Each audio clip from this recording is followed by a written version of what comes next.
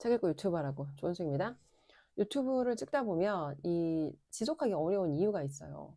예를 들어서 이제 유튜브의 어떤 그런 업로드 주기가 긴 사람들이 있어요. 그런 사람들은 뭐 한 달에 하나를 찍는다거나 그러면 이 업로드 주기가 짧은 사람들은 뭔가 내가 어떤 일상생활에서 아니면 내가 하는 비즈니스에서 유튜브 관련된 주제라든지 이슈들을 오히려 떠올리기가 쉽고 이거의 연계성에 있어서 지속성에 있어서 에너지가 좀 덜 쓰이는데 이 업로드 주기가 길어지면 훨씬 이게 모멘텀이 끊기면 다시 이걸 이어가기가 되게 어려워요. 그래서 뭔가를 할 때 이 지속성을 잃지 않는 게 굉장히 중요하거든요.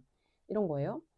어떤 일을 시작하는 데는 대부분의 사람들이 흥미를 느껴요. 새로운 뭐 직장에 들어가거나 새로운 취미 생활을 하거나 새로운 어떤 인간관계를 시작하거나 시작하는 거에는 누구나 열정이 있어. 설레이잖아. 궁금하기도 하고. 아, 저 사람하고 내가 연결되면 어떻게 될까? 근데 그거를 시작하는 거에 열정이 사실 그렇게 중요하지 않아요.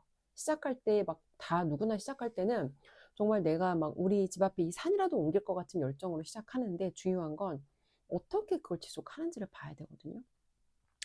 처음에 했던 그 말, 처음에 했던 그 다짐했던 각오, 그런 것들이 사실 스스로 돌아봐도 이 민망하고 무안해질 정도로 뒤로 갈수록 추진력이 떨어지는 사람들 너무 많죠. 그래서 무슨 얘기를 하고 싶은 거냐.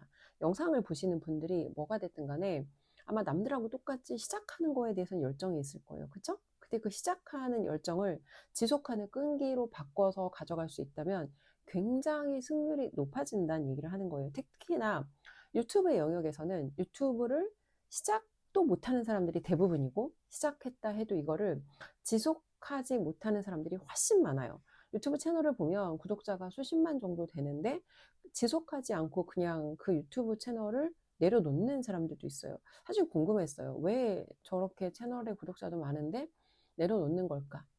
그 사람이 그렇게 많은데 내려놨다는 건 뭐 여러 가지 이유가 있겠죠. 근데 크게 두 가지 정도로 생각해 볼 수 있을 것 같아요. 첫 번째는 돈이 안 된다. 두 번째는 아이디어가 떨어져서 더 이상 이제 할 수가 없다. 근데 이게 예를 들어 쇼츠 같은 경우에 저도 주기가 짧거나 아니면 하루에 굉장히 집중해서 올릴 때는 오히려 좋은 여러 가지 아이디어, 인사이트들이 떠오르는데 뭐 어떤 이유가 있어서 이게 텀이 길어져 버리면 이게 모멘텀이 끊어져 버리면 사실은 다시 지속하기 어렵거든요. 그래서 뭐가 됐든 간에 내가 뭔가를 시작했으면 시작하는 열정보다 훨씬 더 중요한 게 그걸 내가 지속할 수 있는 그 지속성이라는 거. 이거를 반드시 기억하셨으면 좋겠어요.